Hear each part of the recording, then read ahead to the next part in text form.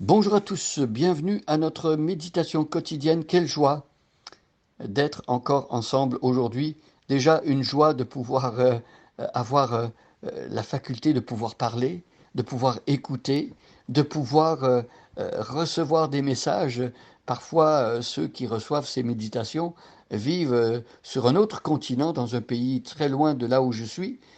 Moi, je vous parle à partir du Québec, d'une petite ville du Québec, Drummondville, mais il y a des personnes qui nous écoutent sur le continent africain, ailleurs en Amérique du Nord et aussi en Europe et qui sait où ailleurs.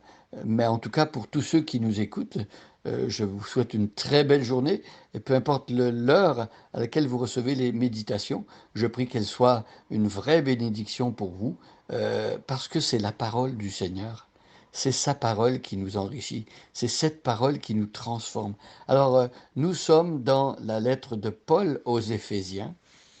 Nous avons lu la première partie, c'est-à-dire les 14 premiers versets où Paul, on se souvient, nous a montré la hauteur, la largeur, la longueur, la profondeur du plan de Dieu pour le salut. Il a fait une fresque en quelque sorte du plan de Dieu pour transformer et changer les hommes pour que les hommes, les êtres humains qui ne méritaient pas d'être avec lui, puissent un jour passer l'éternité avec lui. Donc on parle ici du salut, euh, et ce salut, on n'a pas besoin d'attendre après notre mort pour l'avoir, pour le connaître. Ce salut, on peut l'expérimenter ici et maintenant quand on croit en Jésus-Christ. Et c'est ce qu'on a vu dans les 14 premiers versets. Nous sommes arrivés à la deuxième partie, les versets 15 à 23. Et là, on l'a dit, on médite cette prière magnifique de l'apôtre Paul. Il rend grâce à Dieu, il remercie, il est rempli de gratitude quand il pense aux chrétiens d'Éphèse. Euh, et l'apôtre Paul ensuite commence à prier, à demander à Dieu des choses précises. Et c'est ces choses que nous sommes en train de découvrir aujourd'hui. Alors je vous invite à prendre le texte avec moi. Nous sommes donc dans l'épître de Paul aux Éphésiens, au chapitre 1, et je vais lire des versets 15 à 23.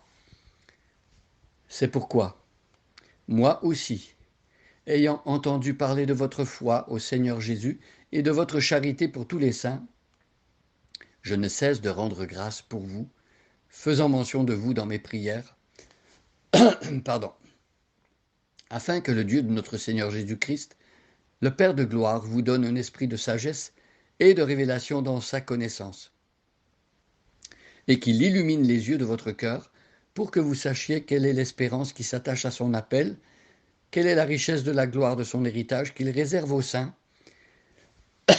pardon, et quelle est envers nous qui croyons l'infinie grandeur de sa puissance, se manifestant avec efficacité par la vertu de sa force. Il l'a déployé en Christ, en le ressuscitant des morts et en le faisant asseoir à sa droite dans les lieux célestes, au-dessus de toute domination, de toute autorité, de toute puissance, de toute dignité et de tout nom qui se peut nommer, non seulement dans le siècle présent, mais encore dans le siècle à venir. Il a tout mis sous ses pieds et il a donné pour chef suprême à l'Église, qui est son corps, la plénitude de celui qui remplit tout en tous. Alors nous revenons au verset que nous avions commencé à méditer hier. Nous avions vu que cette prière adressée à Dieu le Père de notre Seigneur Jésus-Christ, eh bien c'est une prière pour que Dieu manifeste sa sagesse, qu'il se révèle et qu'il apporte la connaissance véritable de Dieu et de Jésus-Christ, son Fils. Et hier, on avait vu que Paul continue sa prière en demandant que Dieu illumine les yeux du cœur des Éphésiens, c'est-à-dire qu'il éclaire le chrétien dans son être intérieur pour que le chrétien comprenne, qu'il sache euh, à quoi il a droit et quels sont les bénéfices et quelles sont les bénédictions spirituelles, ce dont on parlait au verset 3, hein, Dieu nous a bénis de toutes sortes de bénédictions spirituelles dans les lieux célestes en Christ.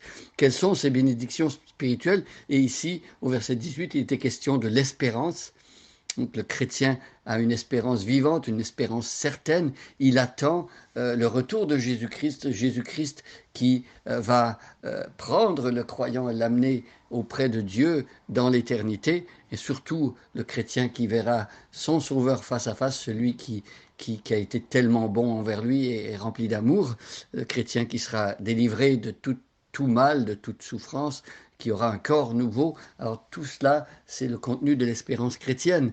Le chrétien attend encore des choses qu'il n'a pas reçues, mais qu'il recevra pour sûr, c'est certain, lorsque Jésus reviendra.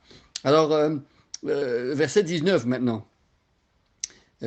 Paul prie pour que les chrétiens puissent voir la réalité spirituelle telle qu'elle est, c'est-à-dire l'espérance et puis l'héritage.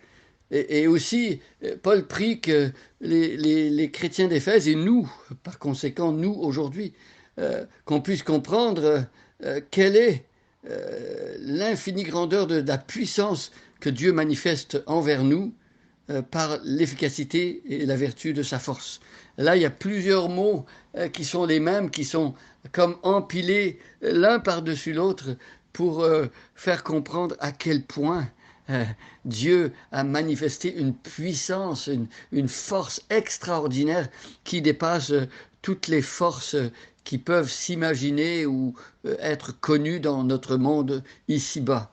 Alors, Dieu veut que les chrétiens comprennent qu'est-ce qui a changé dans leur vie et quelle est la différence qu'il y a d'avoir Jésus-Christ dans leur cœur lorsque le chrétien qui a cru en Jésus est habité par le Saint-Esprit. Eh bien, il y a une grandeur dans sa vie, il y a une puissance dans sa vie qui n'était pas là auparavant, il y a une efficacité, une vertu et une force que le chrétien vit et expérimente, pas de lui-même, et c'est pas le chrétien qui est comme cela, c'est celui qui l'habite qui est comme cela.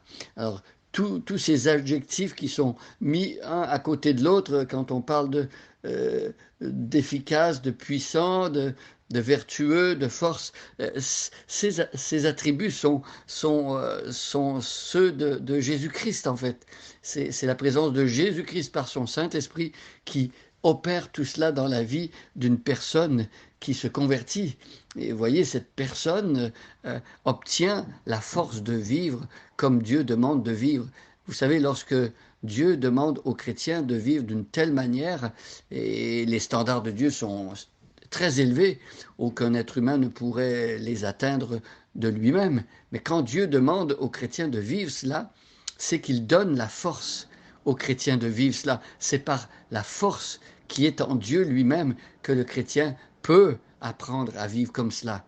Bien sûr, comme le chrétien est en progression et comme un enfant qui grandit, qui apprend, il peut parfois tomber ou se faire mal et ne pas savoir, et échouer, mais Dieu, par sa force, relève celui qui n'arrive pas la première fois. Dieu le prend par la main et Dieu l'encourage à se remettre en marche parce que c'est lui qui va donner la force à chaque être humain chrétien qui veut vivre selon Dieu. Il va pourvoir aux besoins de chacun et il donne ce qui est nécessaire pour vivre d'une manière qui lui plaît. Alors, vivons ainsi.